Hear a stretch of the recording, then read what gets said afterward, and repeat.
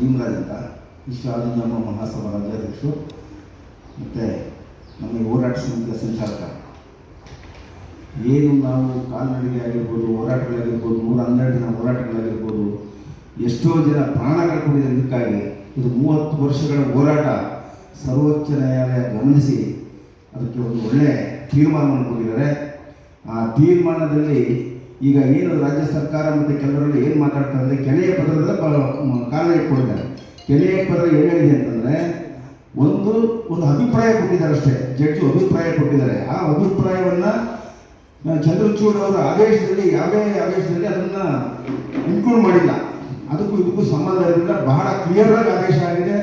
ಅದರಿಂದ ರಾಜ್ಯ ಸರ್ಕಾರ ಅದನ್ನು ನೆಪ ಇಟ್ಕೊಂಡು ಮುಂದೂಡದೆ ಆದಷ್ಟು ಬೇಗ ಏನಿಲ್ಲ ಬೇರೆ ರಾಜ್ಯಗಳಲ್ಲಿ ನಾವು ಮಾಡ್ತೀವಿ ಅಂತ ಏನು ಒಪ್ಕೊಂಡಿದ್ದಾರೆ, ಅದೇ ರೀತಿ ಕರ್ನಾಟಕ ರಾಜ್ಯದಲ್ಲೂ ಕೂಡ ಮುಖ್ಯಮಂತ್ರಿಗಳು ಇವರು ದಲಿತರ ಪರವಾಗಿ ಸಾಮಾಜಿಕ ನ್ಯಾಯಕ್ಕಾಗಿ ಹೋರಾಡ್ತೀವಿ ಅಂತ ಹೇಳ್ತಕ್ಕಂಥ ಸಿದ್ದರಾಮಯ್ಯರು ಆದಷ್ಟು ಬೇಗ ಇದನ್ನು ಜಾರಿಗೊಳಿಸಬೇಕು. ಜಾರಿಗೊಳಿಸದೇ ಇದ್ದಂಥ ಸಂದರ್ಭದಲ್ಲಿ ನಾವು ಸುಮ್ಮನೆ ಕುತ್ಕೊಳ್ಳೋಕ್ಕಾಗಲ್ಲ. 30 ವರ್ಷಗಳಿಂದ ನಮಗೂ ಹೋರಾಟ ಮಾಡಿ ಸಾಕಾಗಿದೆ. ಇನ್ನು ಮುಂದೆನೂ ಕೂಡ ನಾವು ಬಿಡೋದಿಲ್ಲ. ಈ ರಾಜ್ಯಾದ್ಯಂತ ಹೋರಾಟ ಮಾಡ್ತೀವಿ ಅಂತ ನಾವು ಇದ್ರ ಮೂಲಕ ನಾವು ಎಚ್ಚರಿಕೆ ಕೊಡ್ತಾ ಇದ್ದೀವಿ. ಮತ್ತು 13ನೇ ತಾರೀಕಿಗೆ ನಾವು ಪ್ರತಿಭಟನೆ ಇದೆ. ಆ ಪ್ರತಿಭಟನೆಯಲ್ಲಿ ಆ ಸರ್ಕಾರಕ್ಕೆ ಒಂದು ಎಚ್ಚರಿಕೆ ಕೊಡೋದಕ್ಕೋಸ್ಕರ ನಾವು ಪ್ರತಿಭಟನೆ 13ನೇ ತಾರೀಕು ಫ್ರೀಡಂ ಪಾರ್ಕ್ ಹಮ್ಮಿಕೊಂಡಿದ್ದೀವಿ.